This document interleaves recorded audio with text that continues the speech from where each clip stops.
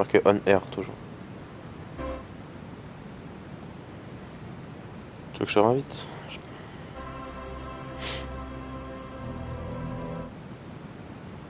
C'est de la merde. Hein. Comment je fais? Je peux pas te réinviter du coup?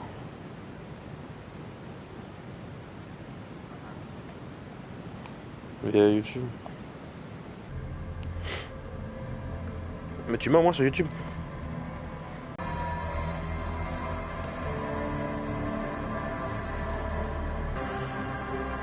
Bah. Regarde aux F1 les tâches. De la musique, ok, bon, il n'y a pas grand chose à la taille du menu. C'est quoi ta chaîne? Maxime. Alors. Ah, je crois que c'est ça. Maxime.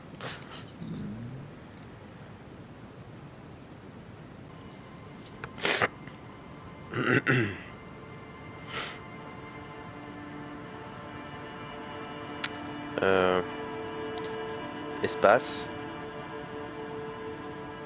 L-E. T-A-E.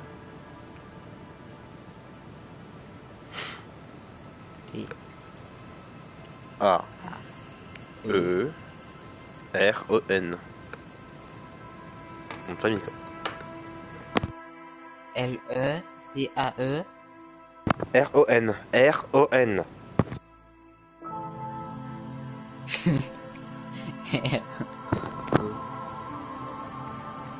Ouais, ça fait Lota Héron. Maxime le Laitron. Hein? Tu vas trouver ou pas? Attends.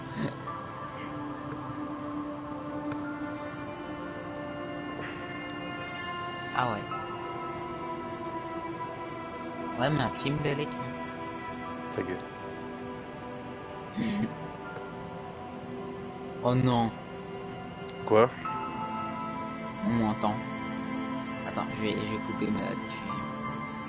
On m'entend dans ton live. Ah ouais? Ouais. Mais ta qualité ça va? Bof. Bof? Genre ça passe quoi.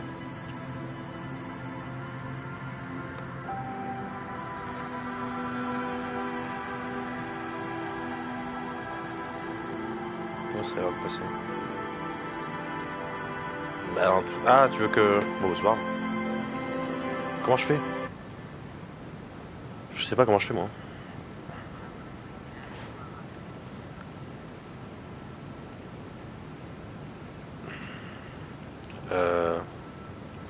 Attends.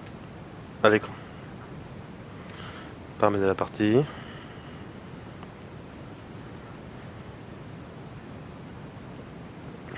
Ok.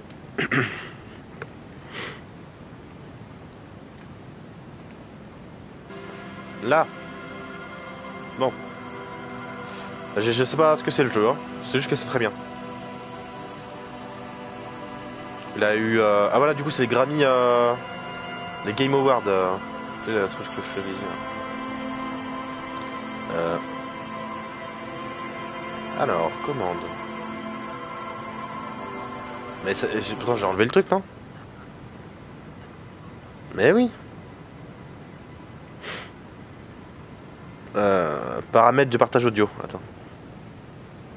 Intégrer l'audio au microphone. Intégrer l'audio aux diffusions.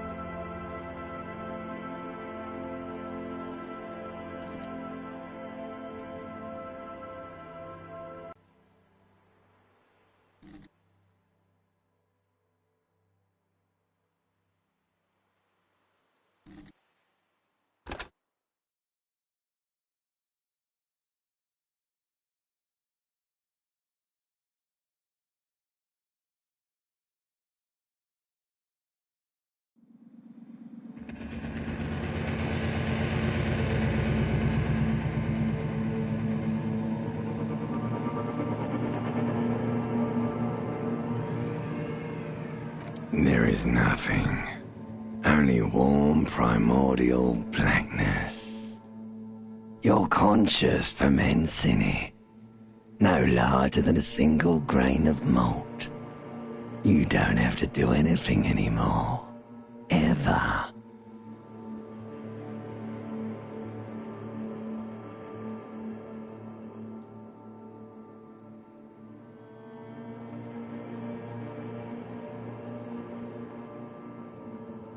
Never, ever.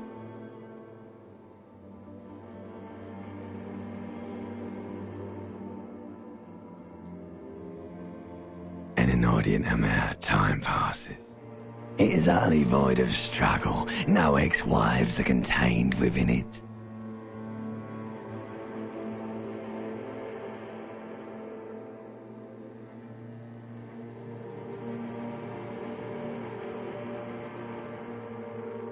You got it, sweet brother. Nothing upon nothing upon nothing. I know you do, baby. I know.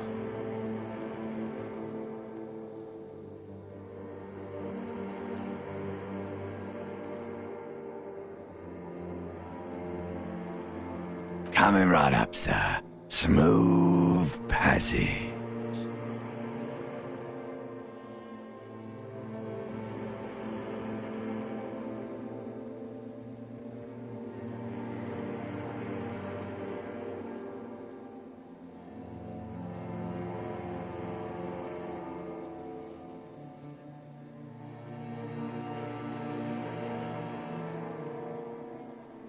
Do you really?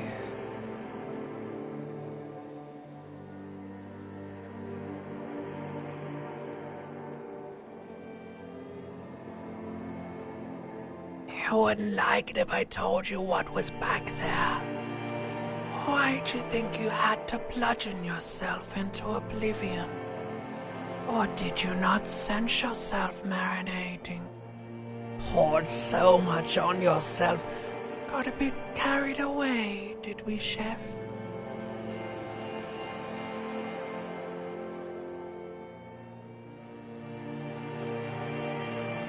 Fear and apprehension. You should ask what's out there first.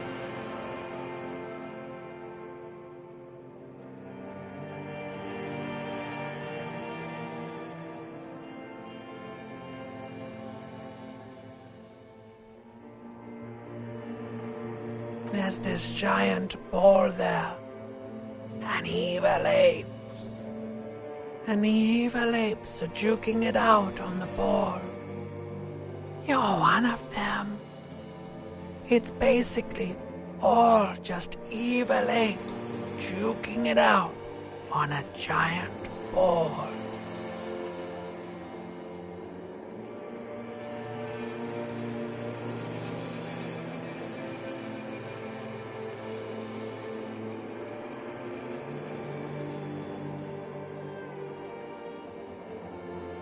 You can't even make out it's a ball when you're joking it out.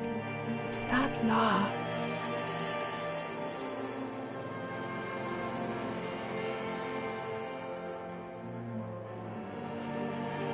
You can't even make out it's a ball when you're joking it out. Infinitesimally small.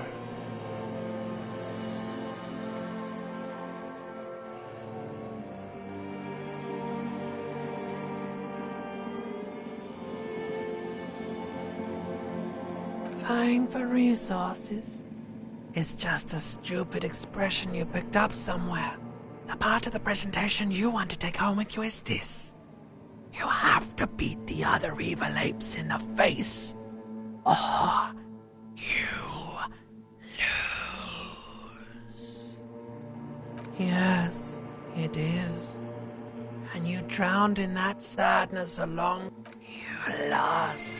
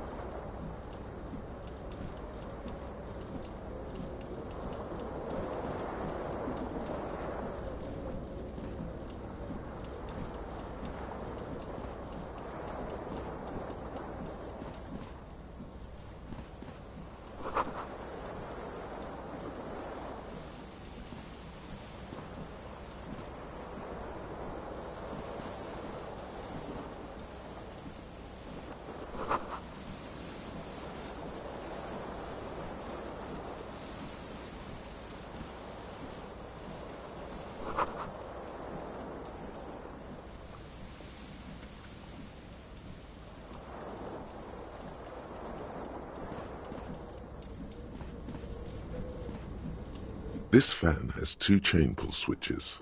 One ends in a tiny fan, the other in a light bulb. A truly horrific necktie has somehow attached itself to one of the blades. Or has it been consigned there as punishment? You feel as though this creature is your friend and wants to reattach itself to your neck so that you may continue your adventures together in this strange world.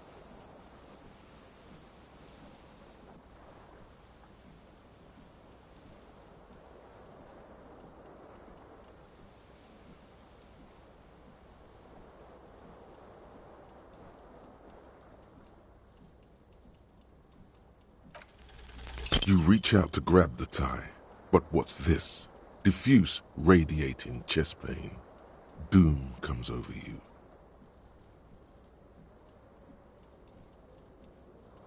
This is bad. Feels like sharp stones grinding in your chest and keeping you from moving.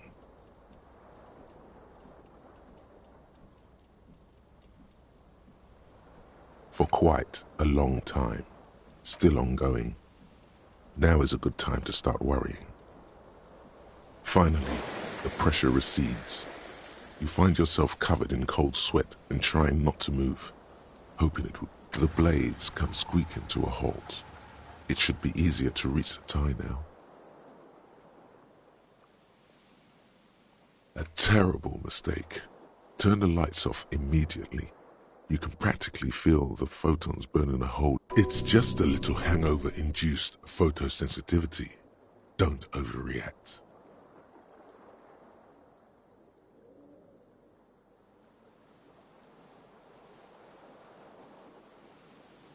The lights are off. You swoop up and catch the tie. Snap. It's released from the blade. Warning, warning. The necktie is no longer contained. What you have in your hand is a fantastically colorful tie with 4 or 5 different patterns. The knot reminds you of a noose.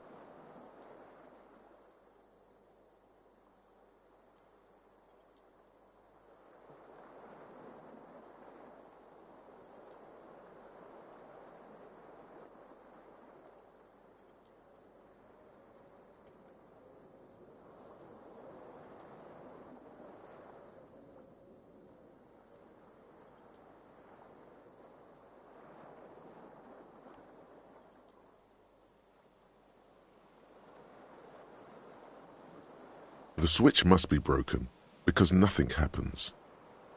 The air in the room is starting to feel like vaporized urine.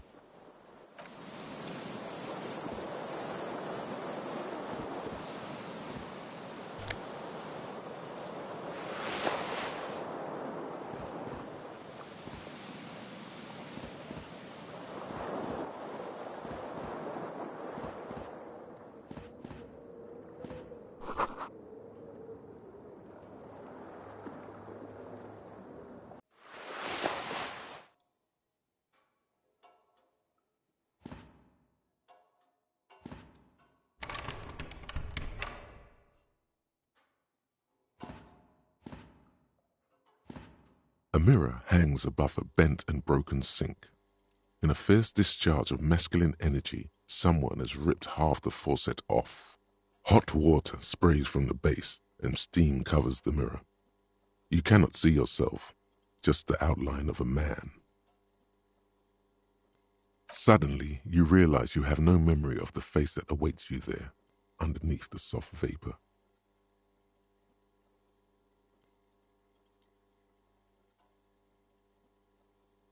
Really, all recollection of the person you are, the people in your life, and even the world you're in has drowned in a sea of blood alcohol. This was no mere night of drinking.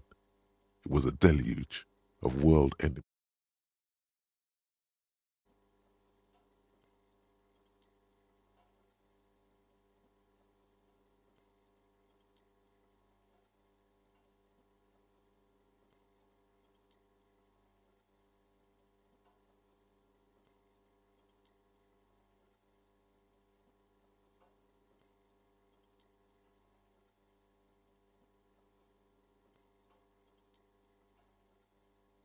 as you slowly reach your hand towards the surface of the mirror. Abort. You clearly have not thought this through. You won't like what you see there, and you will never unbecome it.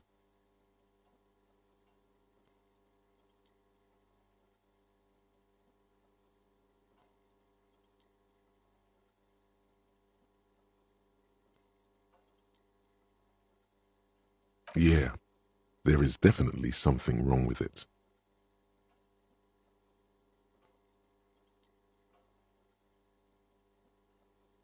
Where to even begin? There is the bloatedness, then the swollenness. It's like there's an upholstery of alcohol underneath your skin.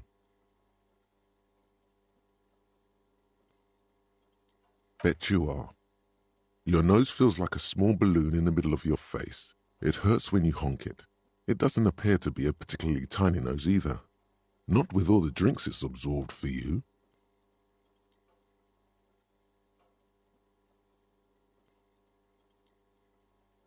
It's not. It's swollen and snail-like, wriggling between your fingers.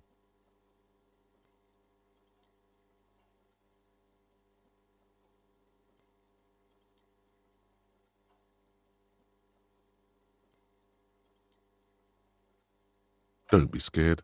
It's only your face. It's not like anyone's going to see it.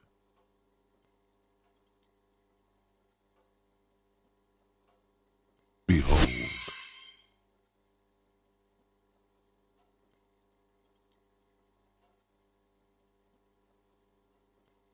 You have no idea who this thing is, do you?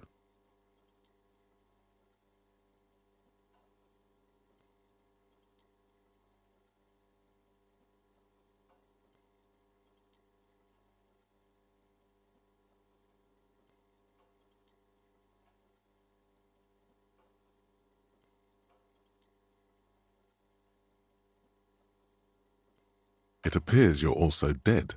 There's clearly rigor mortis on your face. Or wait, is that an expression? Are you trying to make an expression with that face? Why?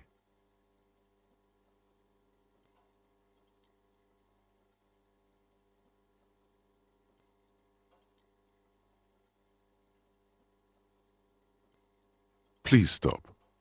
It's horrible. You're scaring yourself.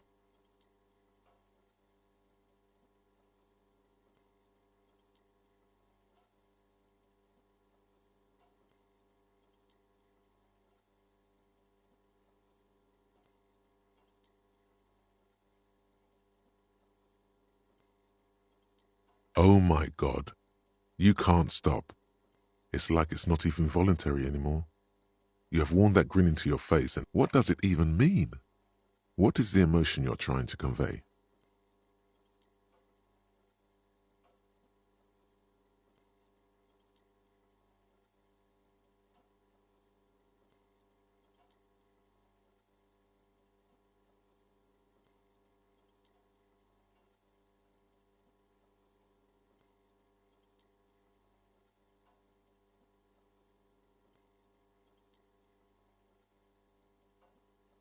You are correct.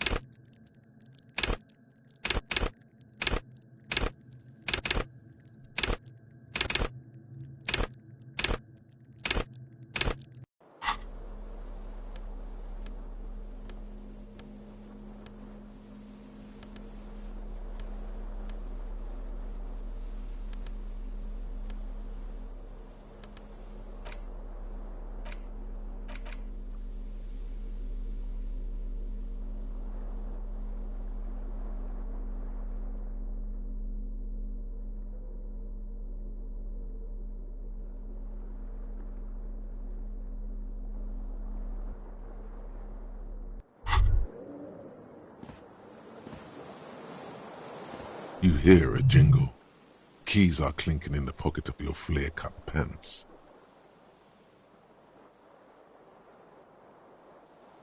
It says, whirling in rags, on the aluminium keyring. There is a single key on the ring. The number 1 is etched on it. It should open the door.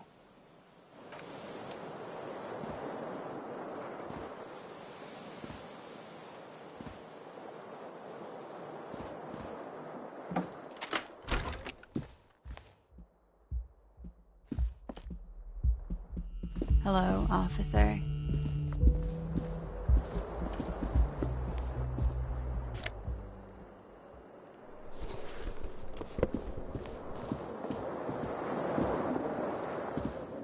The window stands broken in its frame. Cold wind blows in.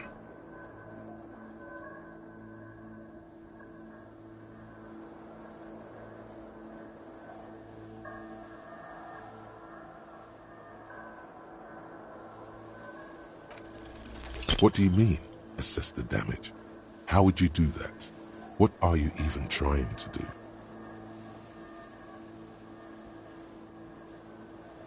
The morning light hurts your eyes. It's hazy, but you see the ocean and some war-torn buildings.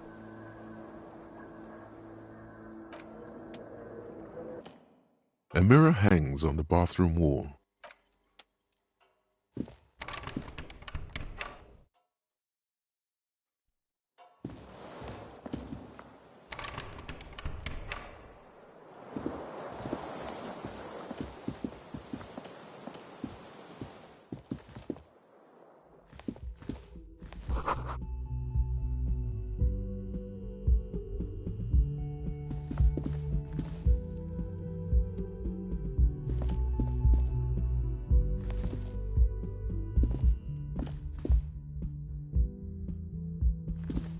The young woman raises a cigarette to her lips.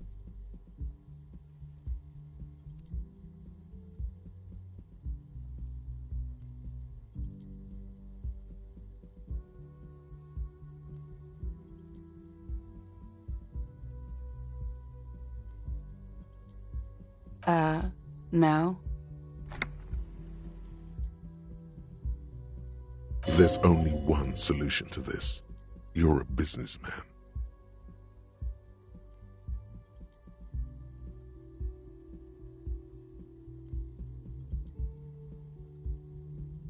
Because you're a police officer, sir.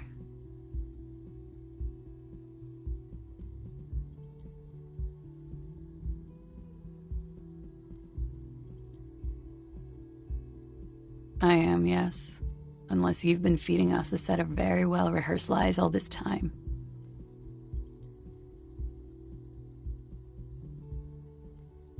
You've been here for 3 days. On official police business, no less. Couldn't say. In truth, so far, mostly drinking.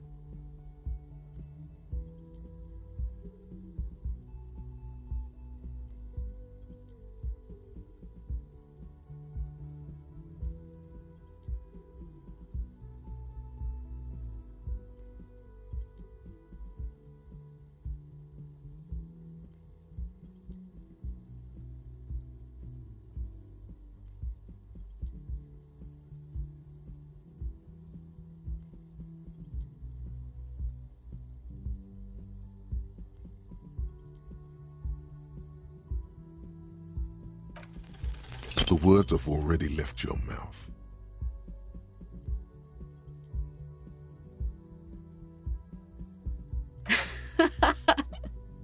What was that? That's not even how words are used. What did you say? Come on, say it again. No, you see, that's not what you said. You said... Come on, man. Freddy, please. Don't back down now. Say what you said again. Proudly. Goddamn right you did. You crazy asshole, you. What kind of cop are you?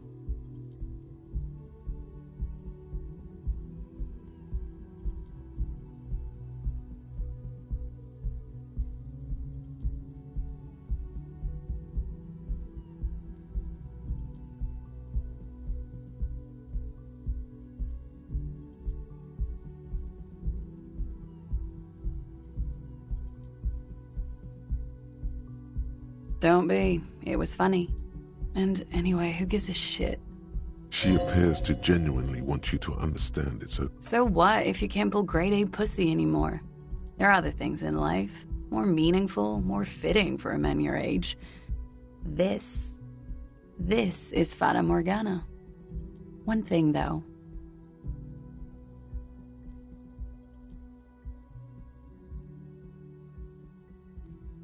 It's gonna suck for you later when you have to interrogate me.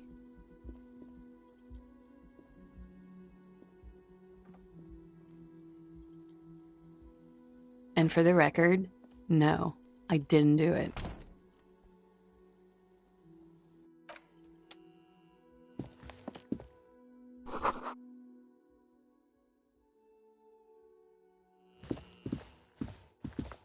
The door is closed. There is no answer. You hear the shower being turned on, somewhere inside. A tremendous loneliness comes over you. Everybody in the world is doing something without you.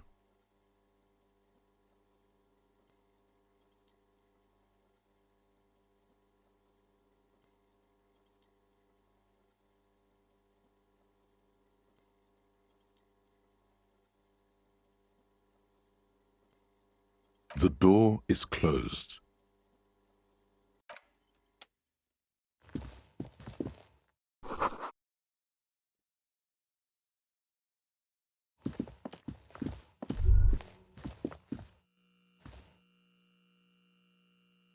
You should pick that fat, juicy cigarette butt from the tray, light it up, and smoke the living shit out of it. The living shit. Your mesolimbic reward pathway does not mince words. It wants. Who knows what you are? A monster, a murderer, the gnome of Jeroma? You feel like a smoker, especially when you look at that juicy, succulent, seductive cigarette stub, still smoldering. How very astute of you. This renders it ineffectual. You should look for a whole cigarette, or better yet, an entire pack. Strike that. A carton. Make sure they're all healthy and able-bodied. The idea seems to make your neck expand. Suddenly, the garish tie feels very snug. Or you could not do that. No one is making you.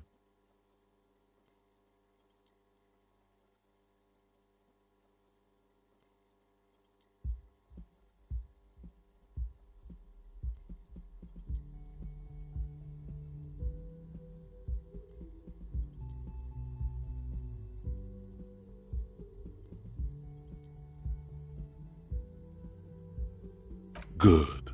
Thinking about yummy cigarettes in your mouth is the next best thing. And when you're done thinking about them, graduate to. Plus, smoking them gives massive bonuses.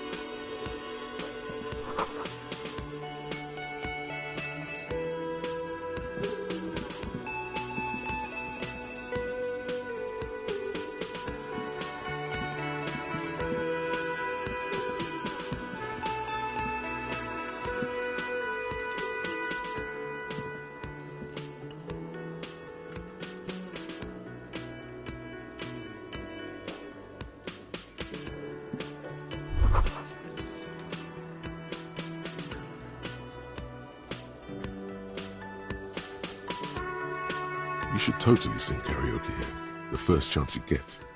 Your emotions need to be expressed. People need to know your vast, oceanic soul.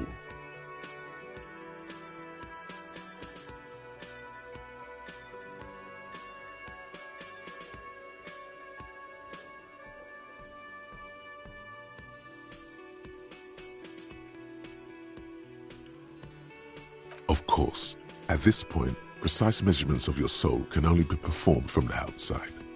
It needs to be heard through a PA system by other people, whether they like it or not. Ram it up their ears, says your adrenaline gland. Violently express yourself.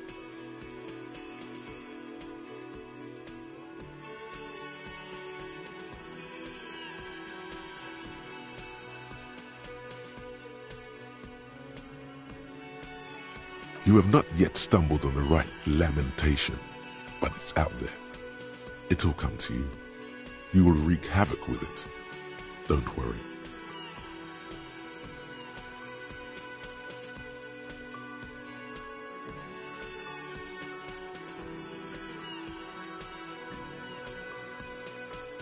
Serves them right. Wipe that smirk off their face with your sad, tragic song. Who's laughing now? You have to find something tragic to sing first, though.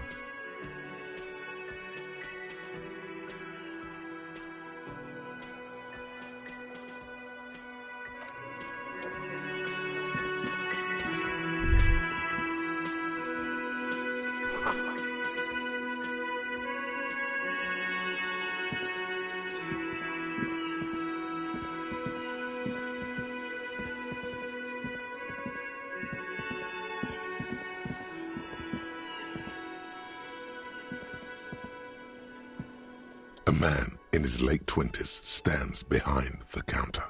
inspecting a stuffed seabird. As you approach, he gives you a sideways glance, then looks down again.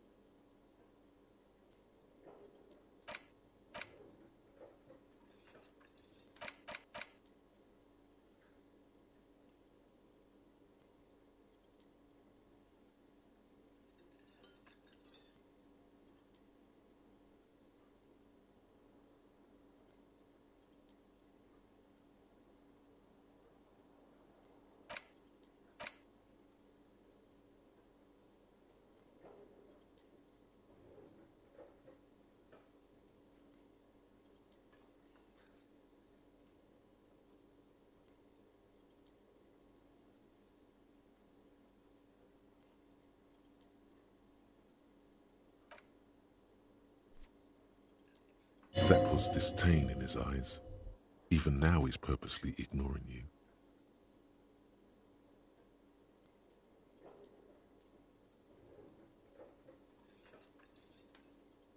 A competent work of taxidermy.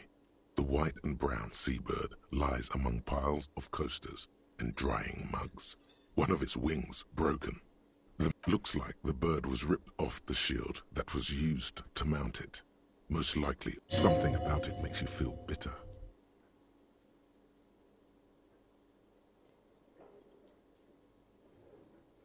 Look, your buddy is over there.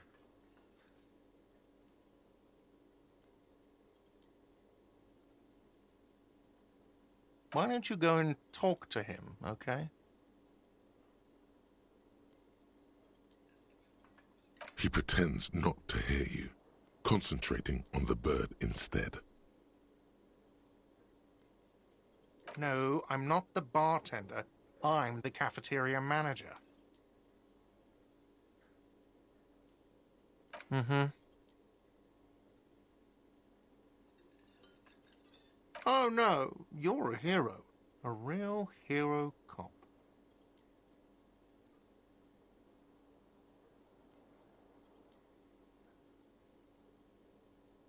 Am I? Or did you ride in, take the body down, solve the murder, and not trash my hostel room?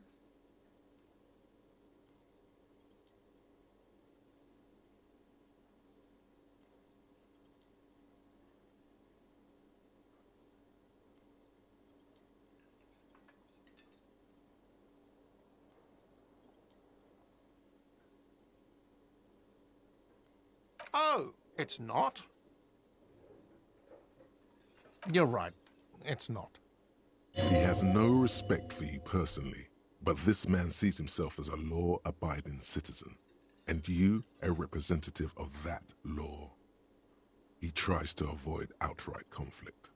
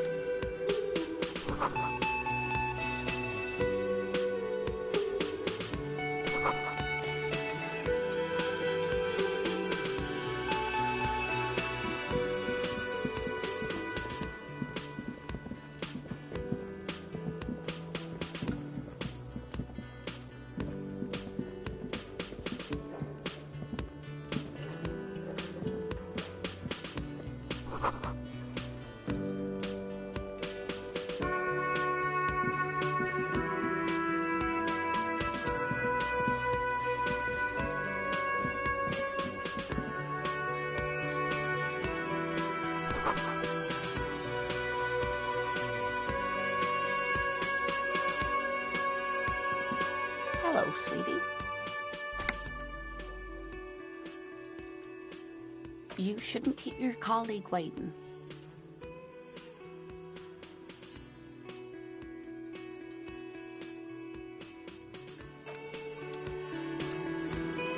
Hello, sweetie. You shouldn't...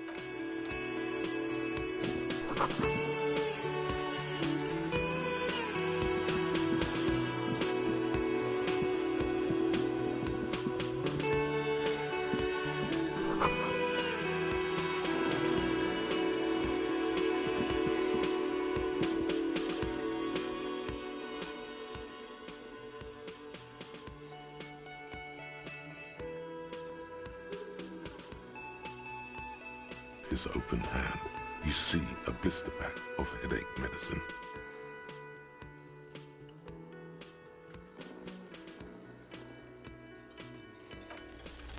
There is only one way to wake this bone idol from his slumber. Roar like a hurricane. Rip the building from the earth.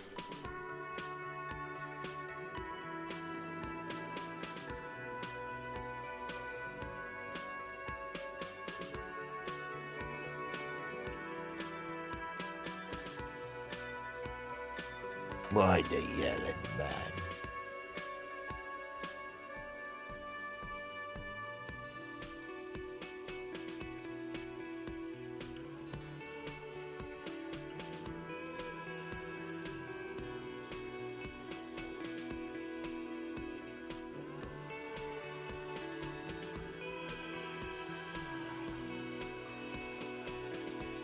Congratulations.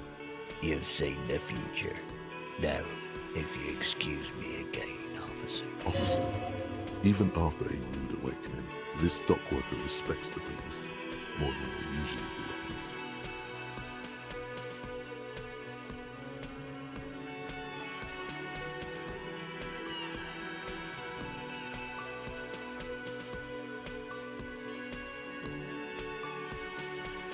That's the name of my employer. I work in... He doesn't sound too enthusiastic about this.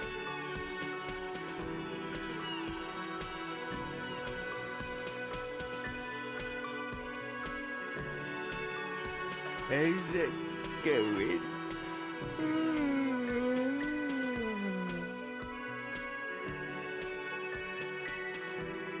Haven't you noticed what's going on outside?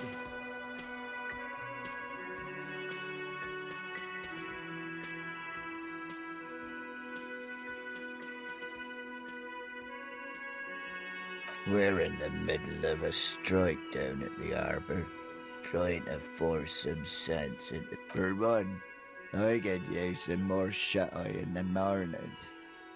Right to work, right to sleep, I say.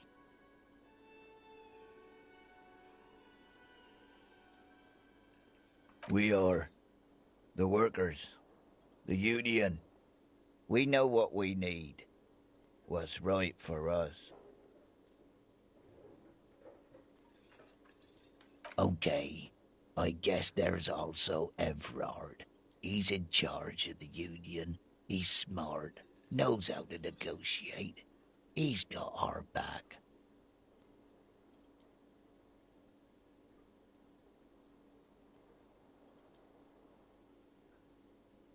Indeed.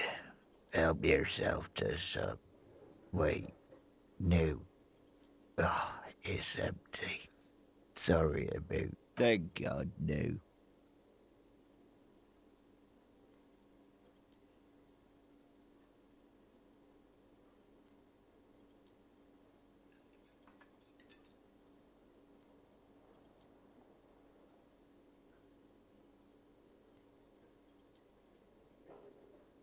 The worker stares at you, his eyes dry from sleep. A web of wrinkles covers his tanned forehead.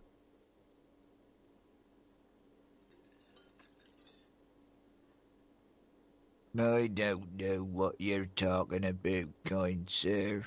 But when I'm out, then I'm really out. A little me time in the abyssal pelagic zone. You can never return to it now. Only detective work remains. Wakefulness and detection.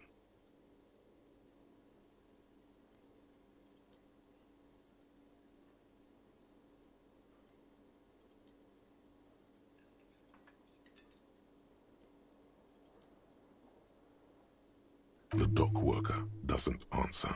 His head is already back down on the table.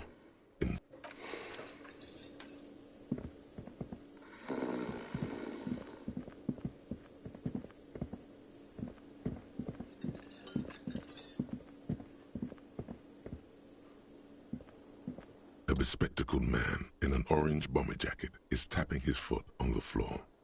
Looks like he's waiting for someone. You. As you approach, he narrows his eyes and extends his hand in greeting. If an assault were launched on this building right now, if the windows came crashing down and the whole world descended upon you, this man would hurl himself in death's way to save you. You are sure of this, but why? Hello, I'm Kim Kitsuragi, Lieutenant, Precinct 57. You must be from the 41st. You realize he's waiting for your name. This is your chance to come up with a really good name for yourself. Get creative. Conceptualize.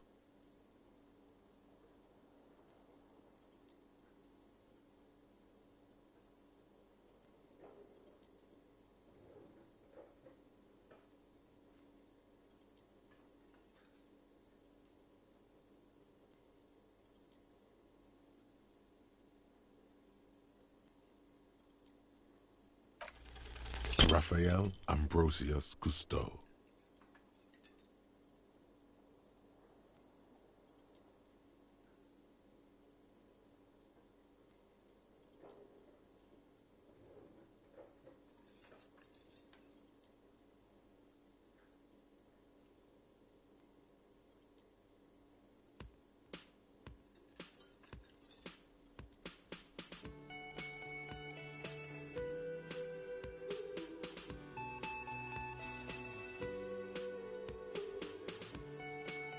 You instinctively run your hand over the multi-patterned silk of your tie. Its slickness. Don't worry! Raphael Ambrosius Cousteau is one classy name for one classy cop.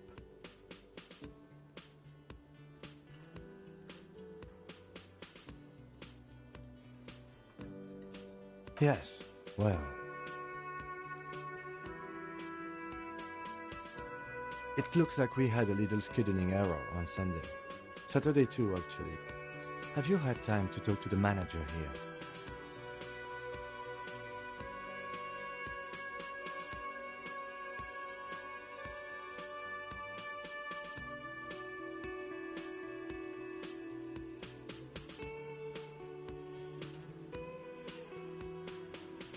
If you don't mind, we should talk to him again. Ask him for a rundown of the area. Now that I'm here as well. I understand the scene is out back, right? It also wouldn't hurt to assure him the police are finally here. In full force, I mean. Have you mapped out the initial interviews?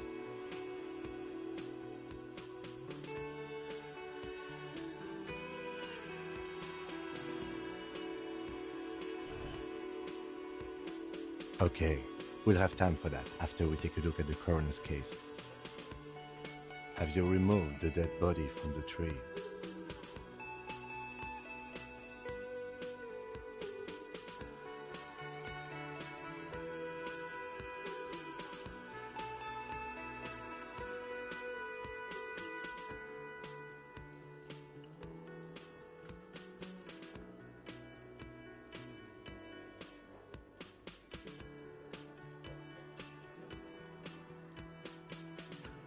Sure. But did you take it down from the tree?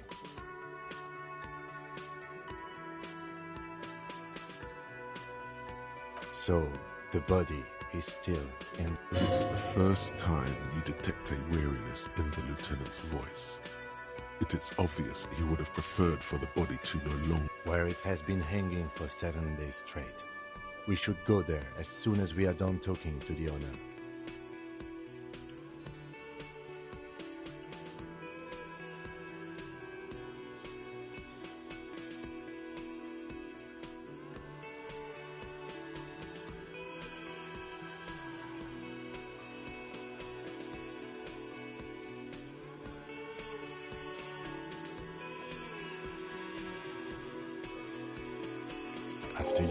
officer.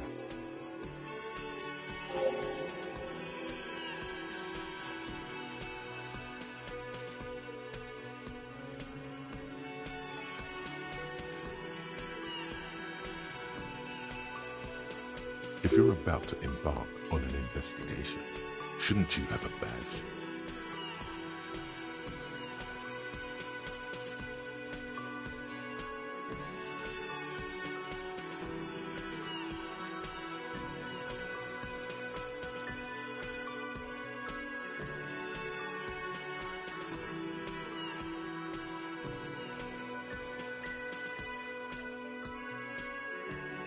You mean you don't have a badge?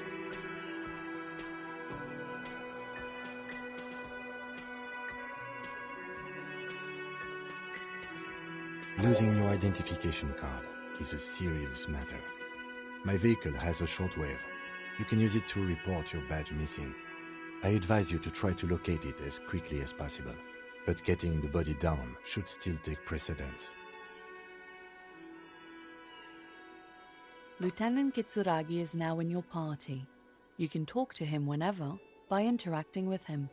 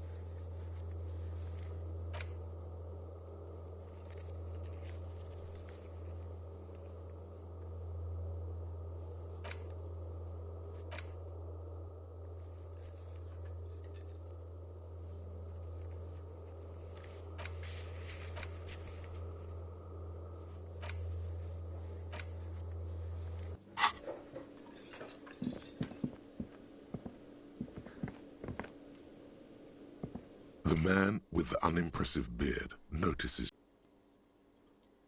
You run this place. Yes.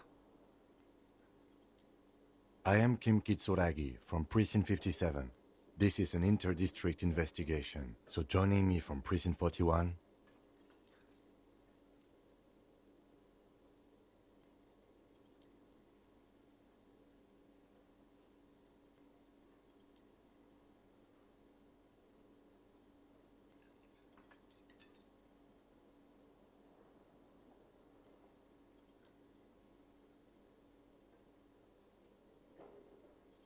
Right.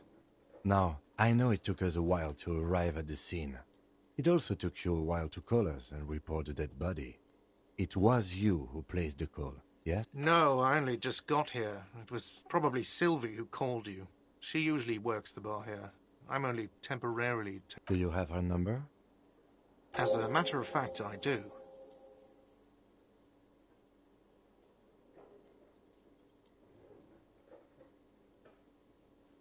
You said you just got here. From where? Are you a local? What, of Martinez? No. I live in Jamrock. I only sometimes come here to keep an eye on the place. This is just one of the many, many cafeterias I manage. But you still know your way around, yes? In case we need directions. Yes, I know where some things are, but as I said, I don't live here. I just used to work here. And I'm not going to start working here again, if that's what you think. I didn't imply that. Detective.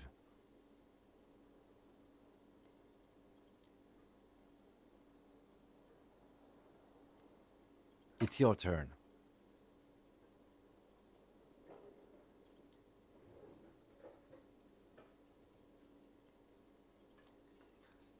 Yes, yes. He means, do you have questions for me, like a police officer would?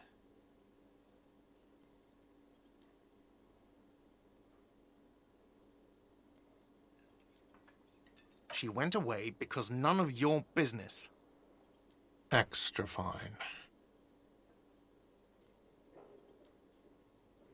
She went away because none of your... Extra fine. Behind this building, there's a courtyard. They hoisted him up on a tree there.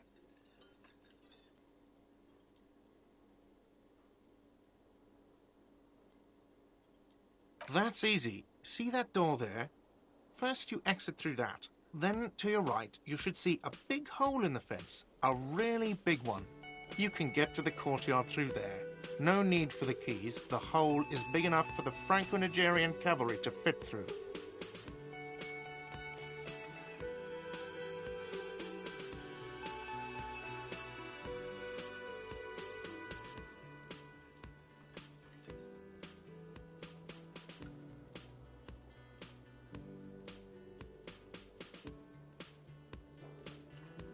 Does he want you to feel guilty of making that hole? It's implied in his voice.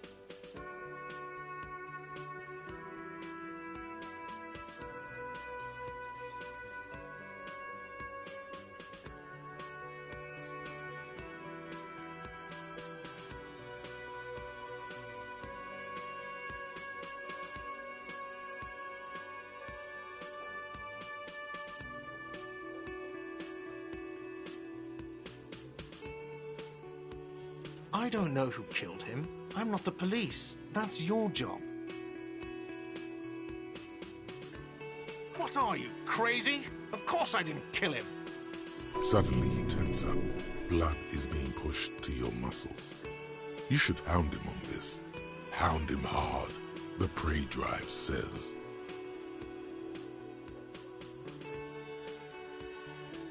No, I didn't. I didn't.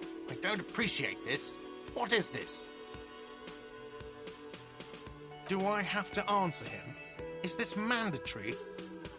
The lieutenant stands motionless, his expression unreadable. What are you, an idiot? I told you I haven't killed anyone. He ignores you.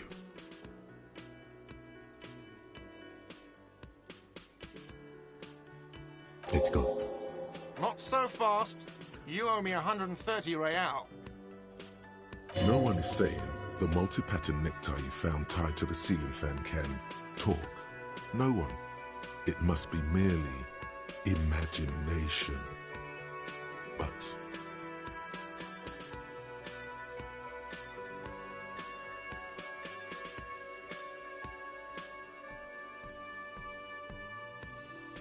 Let's bail!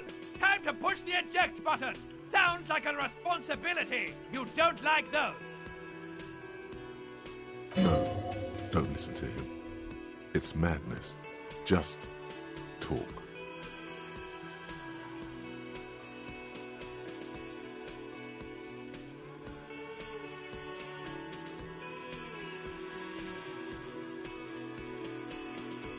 Oh, you don't owe me shit. Well, officer, you're right. You don't owe me shit. We do not need to assert ourselves here. We only need instructions from him. This is the proprietor, remember?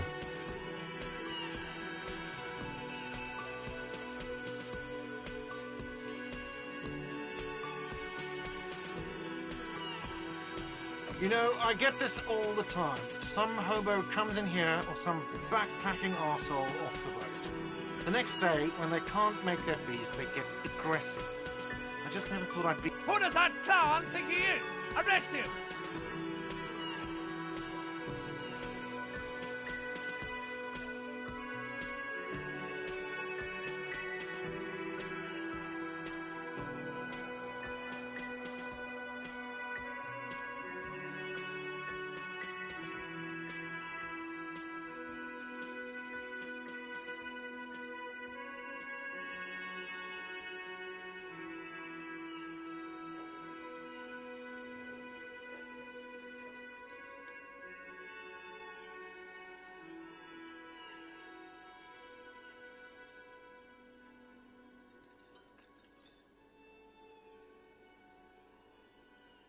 You can't arrest me. I haven't done anything.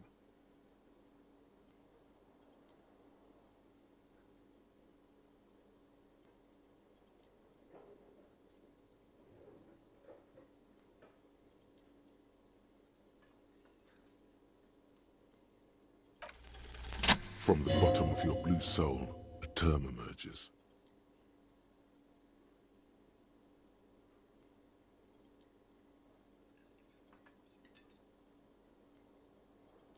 But it's not inane. I just... It is cruel of you. A man has been killed. File a request for compensation with Station 41. We need to work now. Okay, you'll only have to pay for the window. And the drinks. That's 70. I'll get the rest from your stupid station.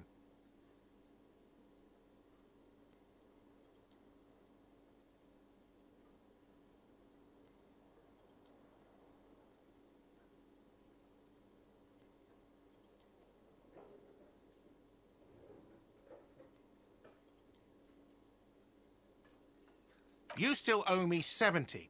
If you don't have it by tonight, I'm not letting you back up there. That's enough now, sir. Good day. By the way, where is home? The address is coming up blank, and this place sure isn't it. But you've been at this hostel cafeteria for only 3 nights. Where were you before? You had to be somewhere.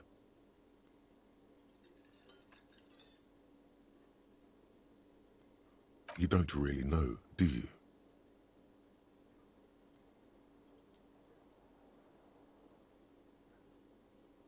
South, maybe. Doesn't sound like somewhere you can stay if you run out of money.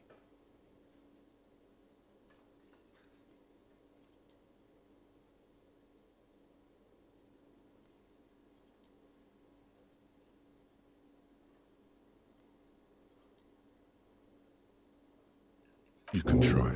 Run some addresses in your head when you get the time. Maybe a street or an apartment will appear.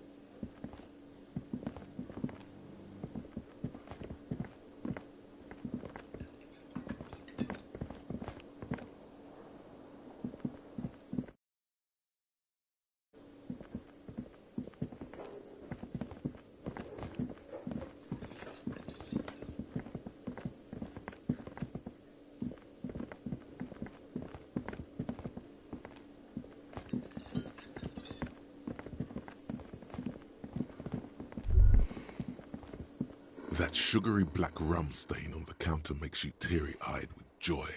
It's almost touching how syrupy and sticky it is. How long have you been up already?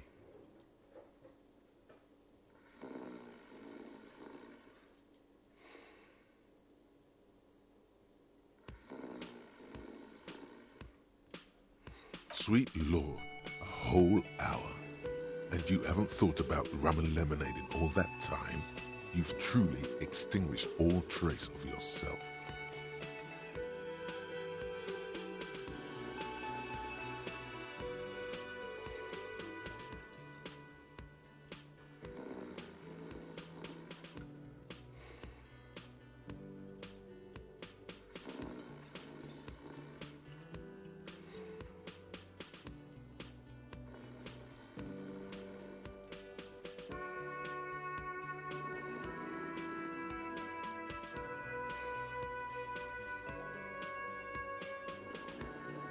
Maybe you haven't turned out well for your drinking.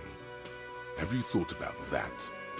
Get a goddamn rum and lemonade to yourself, boy. Or better yet, calmly, the lieutenant looks out of the window. Then to you, licking the tasty rum stain off the counter. But only a little. Then out of the... What are you doing?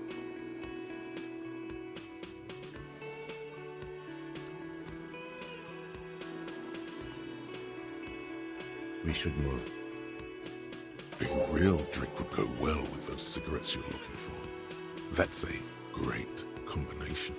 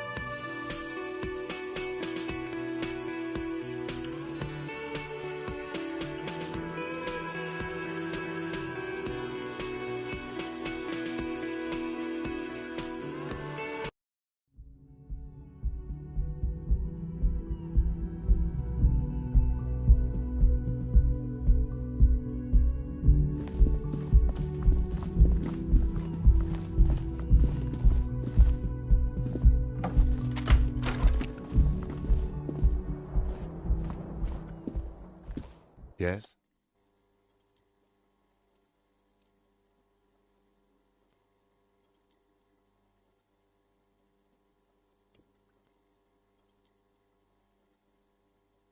Excuse me?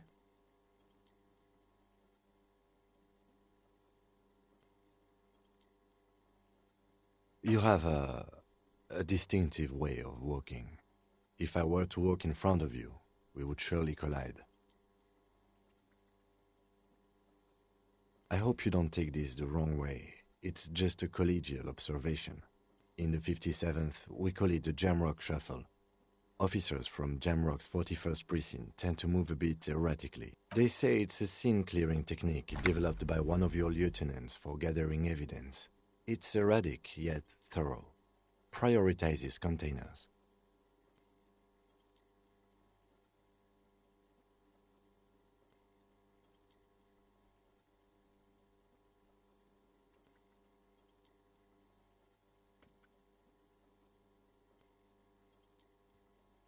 He simply nods. Passing along frivolous interdepartmental stereotypes is not usually his oeuvre. He regrets bringing it up.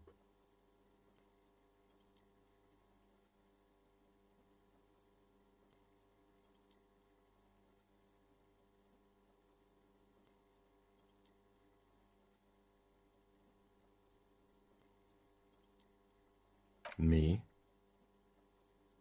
I don't see how my life is pertinent to the investigation.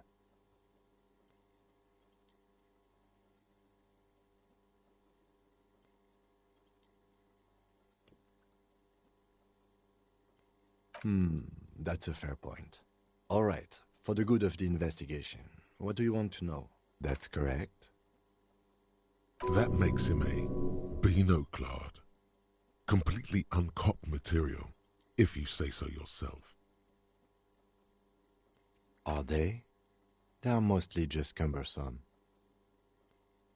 You could use a good, normal pair yourself. That's because I'm half Seolite, or quarter.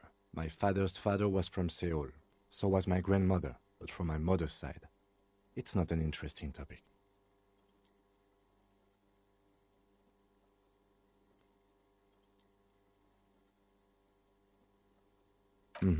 I don't speak a word of Seolite, and I've never met either one of my grandparents. There is nothing ethnic I can tell you, or anyone else. No. The lieutenant nods.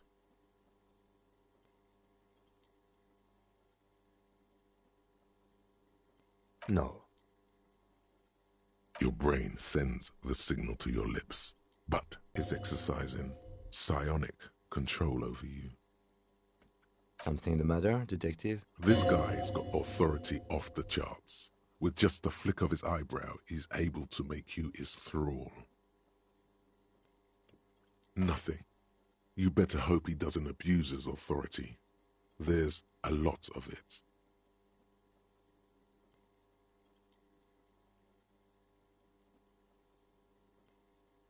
The lieutenant relaxes his eyebrow, and you seem to regain control of yourself.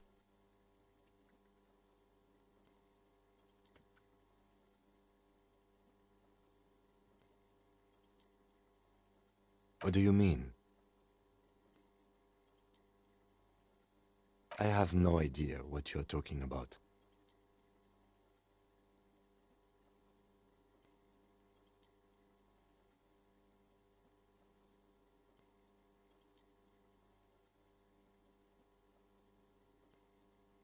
I can't say that it does, no. When I need... The lieutenant produces his small blue notebook, and that's where his conversations with him... You're super lucid, yet psychedelic. You don't need office supplies to connect to your nervous system. You're special.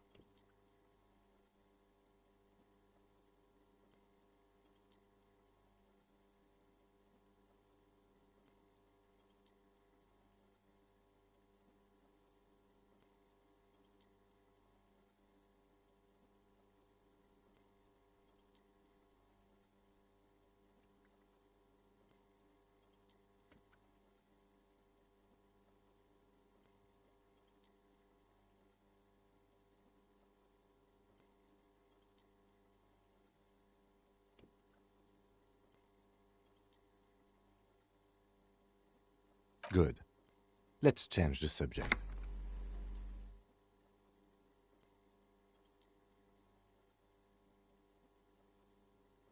No response. He just arches his brow. A moment passes.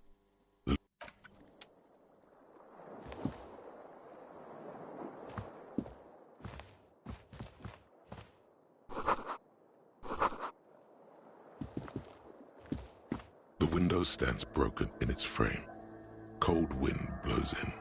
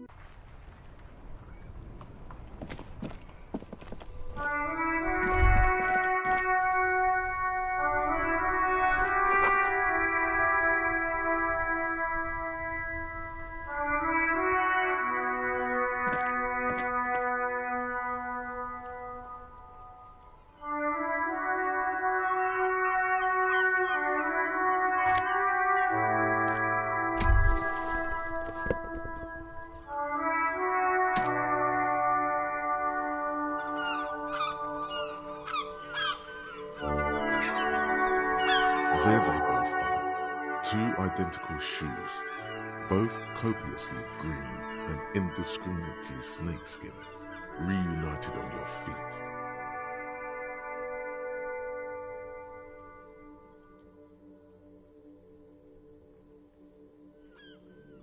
Good, they're balanced, comfy.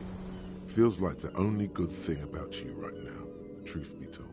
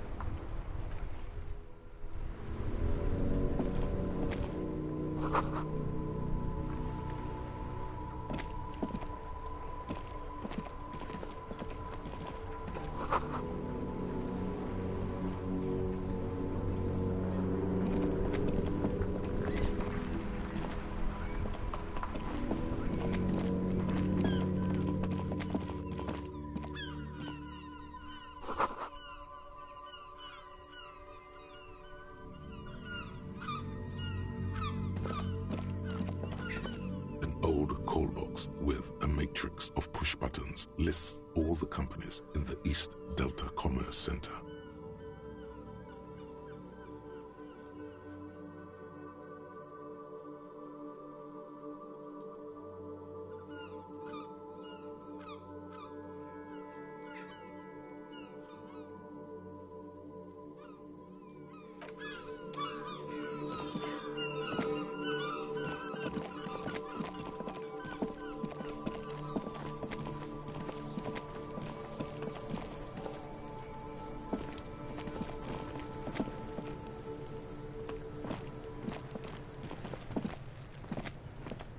This trash container is locked.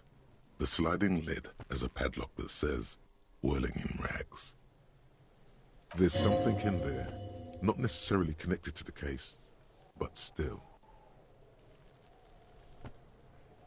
Well, it is a container. Maybe you're prioritizing it.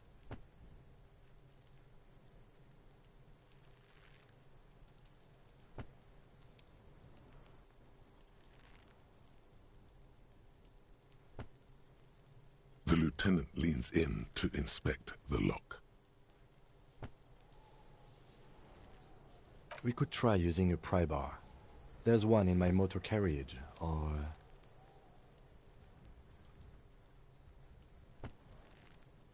Or we could ask for a key from the manager of the Whirling in Rags. He probably has one.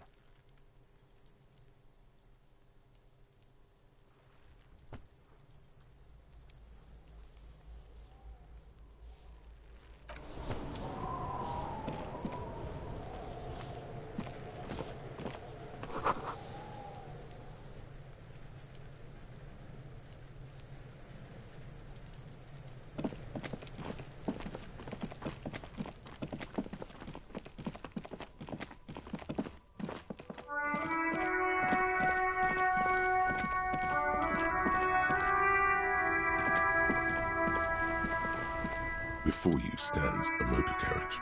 The bodywork is covered in blue and white livery, bearing the number 57.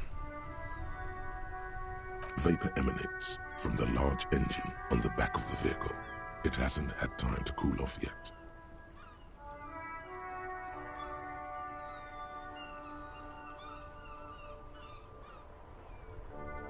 In the cabin, you are welcomed by a set of steering levers, a radio microphone on a hook, a pull-out toolbox under the seat, and the soft glow of the fuel preheater gauge. A metallic drawer slides out from under the seat and clicks into place. The tools inside are... Take what you need, officer. It's going to be a long case. I'm not protective of my tools. He's clearly a little protective of his tools. But what can you do? Work is work. The pry bar feels nice and cold in your hand, heavier than you'd think. Cold and heavy, like truth. You feel like you're reunited with, useful for opening all sorts of doors and lids. The handles are long and sleek.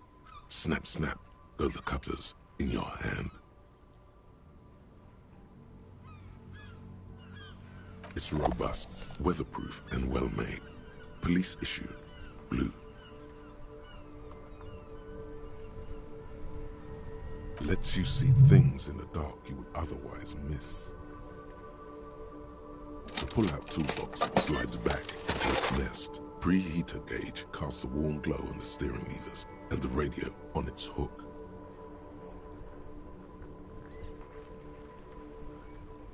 The frequency tableau lights up, and the green button labeled Prime Line glows like a feline eye. And then, the soft purr of electrical kittens, radio waves cast far and wide over the metropolis. A woman's voice greets you. This is Precinct 57. Hello, Lieutenant. How may I assist you? Hello, Alice. Please assist our colleague from the 41st Precinct here. I'm putting him on.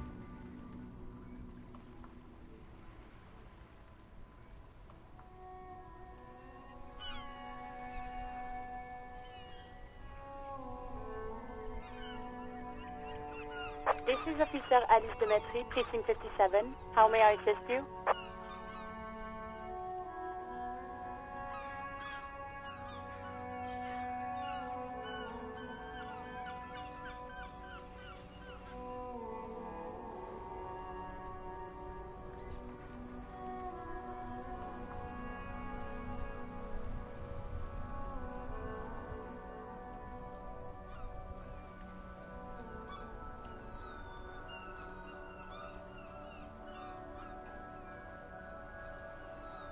Just a second, officer.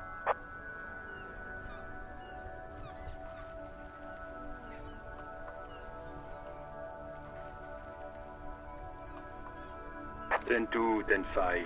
This is 41st. Come in. Over.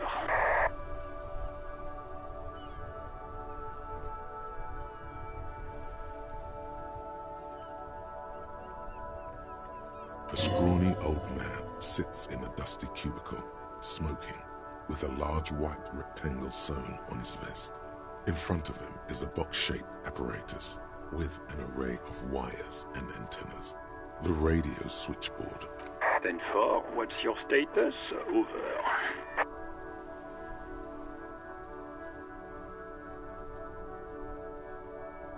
Ten 18, 10-20, over. 10-18, 10-20, over. State your message, sir. Over.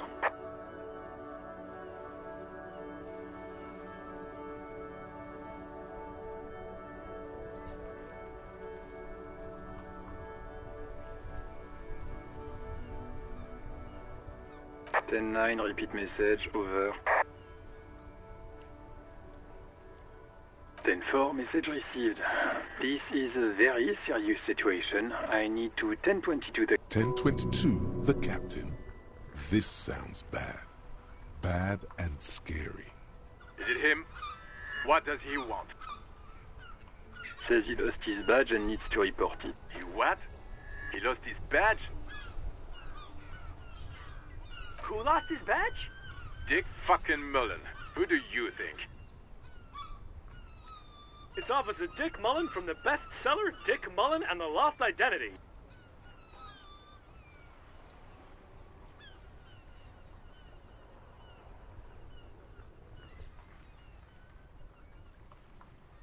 Dick Mullen is not your name. It's the name of a fictional detective who would not lose. Defend yourself. Immediately. They're laughing at you.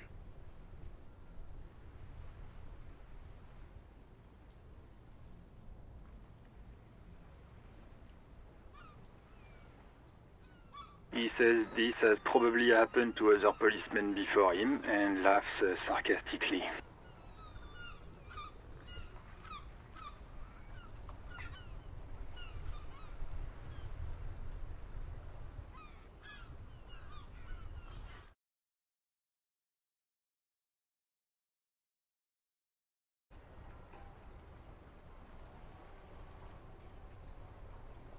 Oh goddamn it.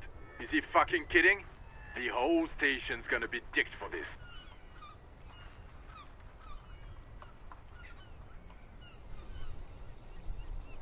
Satellite Officer Vikmar is wondering if you might be joking and adds that this tarnishes the reputation of the entire station.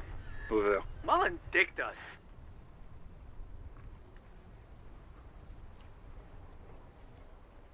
He's asking you to stop, says this... Of course it's serious. He lost his fucking... Satellite Officer Vikmar concurs, losing your badge is serious. Over.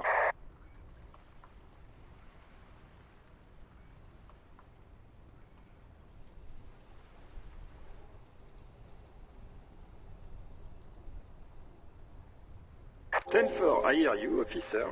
I'm just going to make a note here that you are in pursuit of your misplaced badge. Over.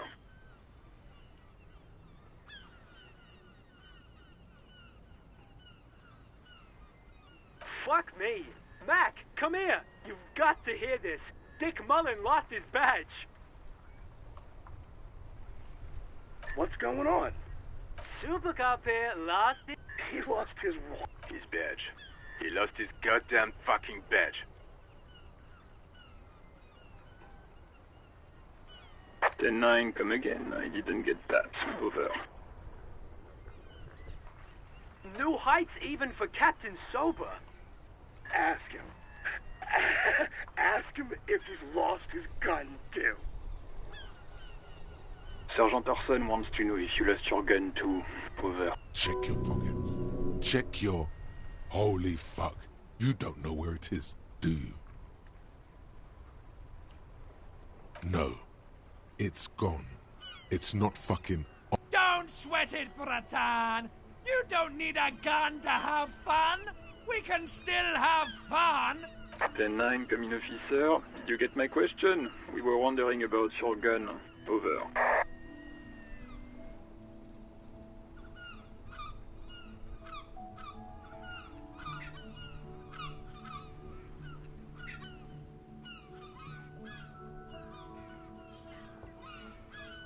Then 1, you're breaking up. 10-9, repeat please. Over.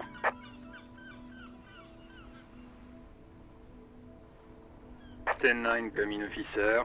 Over. Come in, officer. 10-9, repeat message please. Did you misplace your firearm? Over.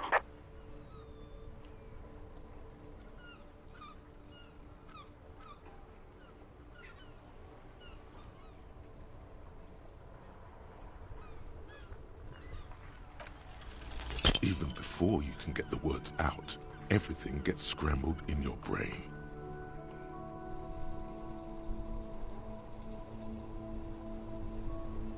He says he didn't lose his gun. Or his fun, whatever that means. Ask him to describe it. His gun. Not his fun. Just the gun will do. Satellite Officer McLean requests a description. The fuck do you need a gun for? Look at the pythons on your arms.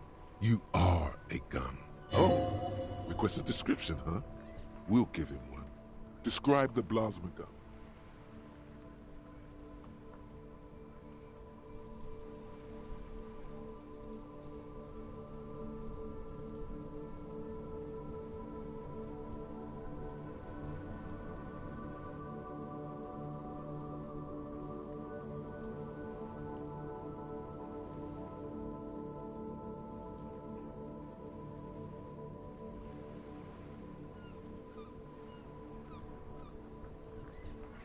He says it's just a regular gun.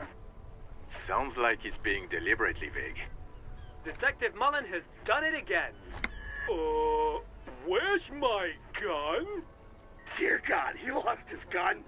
Oh my, This isn't really a laughing matter. Mac can face a giant of Coco Nur by himself, but Disco hit him piss his pants. Oh, I can't. Fuck. He lost his... Ask him if he still got it. I'm not going to. Ask him. Sergeant Orson here is wondering if you are still in possession of your genitalia. Now is a good time to say fuck and ass and so on. That'll make this all right.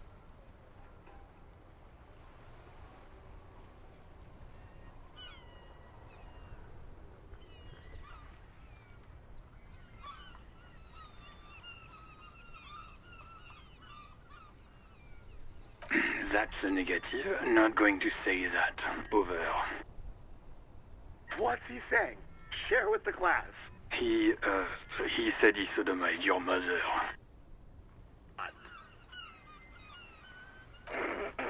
Sure her vanilla waffles were the only thing he ate? Shut up, Chester. This isn't funny. This is my mom we're talking about. Tell him to apologize. Sergeant Orson requests that you apologize for the claims you made about his mother. Over.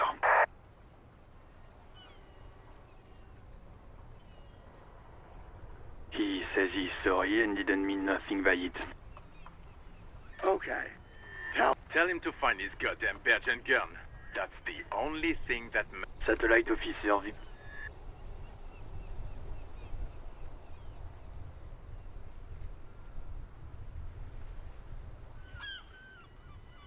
Ten-4, affirmative. Officer is in pursuit of his firearm.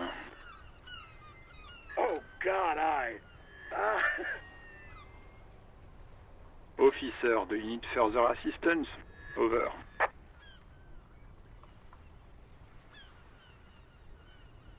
10-4, I hear you.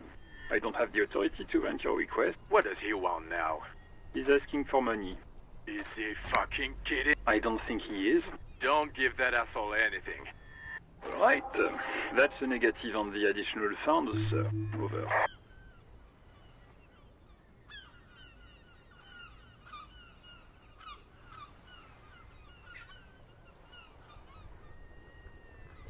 He says it's important to the case. He isn't getting a red cent. You can tell him that. Request denied, sir. Nothing is working.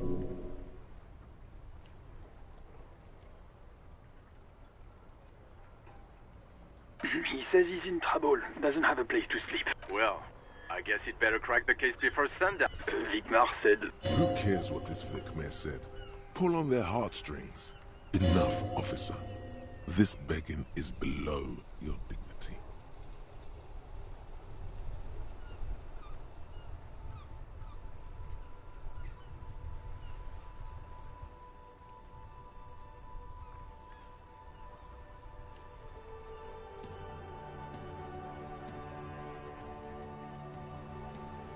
Anything else, sir? Over. Okay, 10-4, sir. Wait. Before you say anything stupid, think it through. Be smart about this. Ask if he's there alone. 10-4, sir. I'm not hearing your question.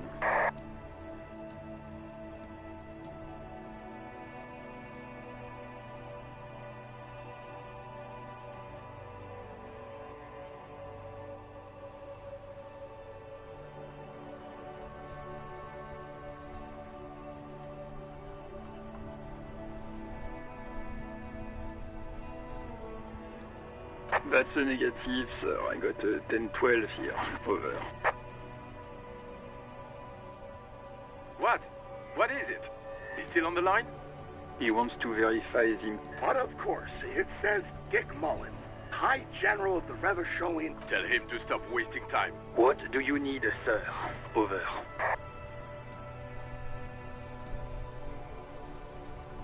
Ten-9, repeat message. I didn't get that, sir. Over.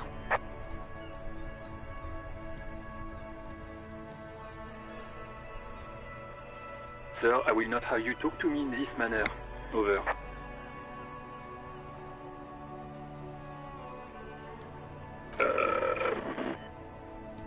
What? What is it? What can he possibly still... He seems intoxicated and keeps asking me to call him by his name. Mullen's drunk and emotionally aggressive. That's new. Wrap it up. Don't indulge in his drunken antics.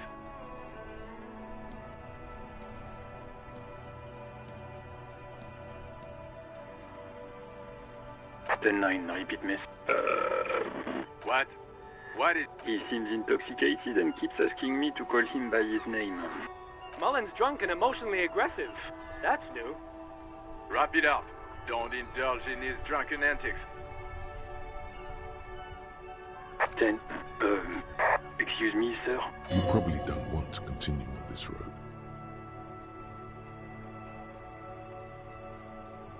Come again, sir. I didn't get that.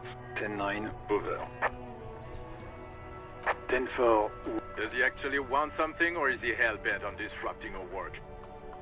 He asked if he ever told me about his days before joining. For God's sake, cut this shit out! Tell him to stop wasting... Sir, Satellite Officer Vigmar says... So, was there anything else? Understood, sir. Over. Roger that. 10-10. Over and out. 18 kilometers to the south, in the 41st Precinct's relay booth, a small crowd has gathered around Communication Officer Jules. The small room is filled with cigarette smoke, abuzz with laughter, when Officer Judith Minnow enters. Her left arm is in bandages, and her hair trimmed short. What is going on here? Did something happen?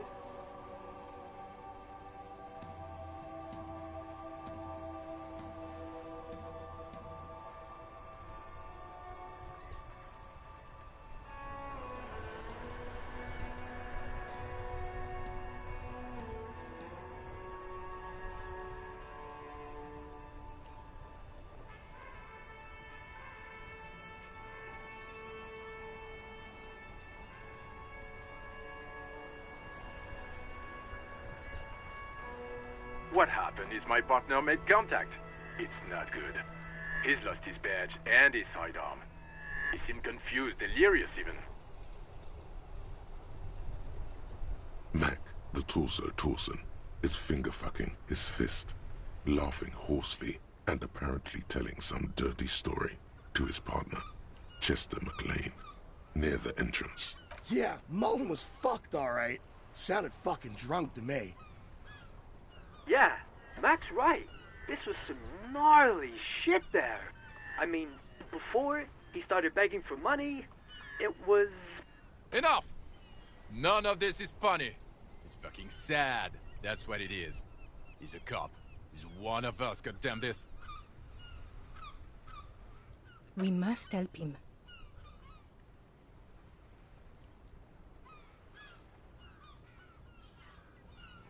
Yeah? How do you fucking plan to do that, huh? Get him off the drink? Go jogging with him in the morning and get him on carrot juice? He's a lost... I just know we can't give up on him when he's at his weakest. He wouldn't.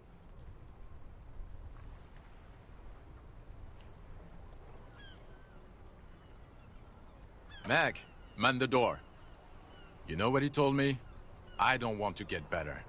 I want to get worse. Those were his words.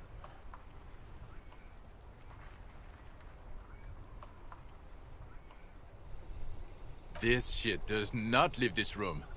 Not a word of this to the captain. Or anyone else. We'll give him a couple of days to police. I guess I can hold off the report for a few days. Good. Okay, everybody. Nothing but a prank call here. We all got our laughs. Now... Far north, on the other side of the motorway, the officer quietly hunches with his hand in the motor carriage. The white suede feels luxurious under the touch, and the metal clutch handle so very familiar in your palm.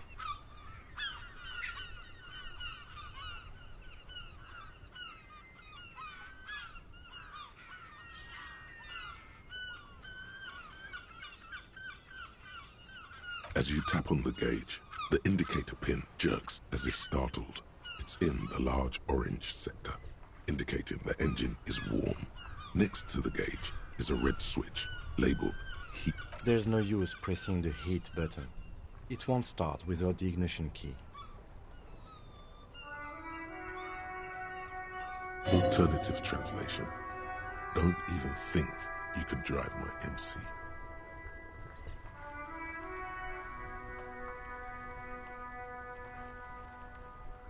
This is the Caprice Kinema, my motor carriage.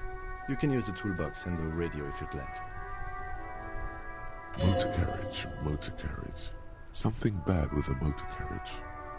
A dark lump rises in your throat.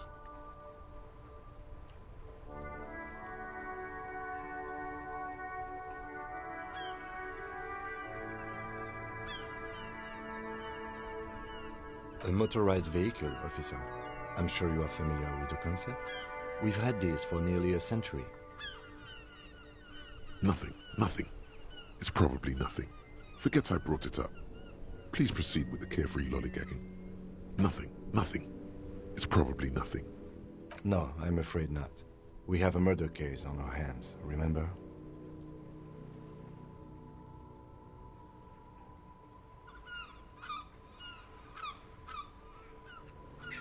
The Caprice Motorcar does provide most of our patrol vehicles, yes. In the cabin, you see a set of steering levers, a red...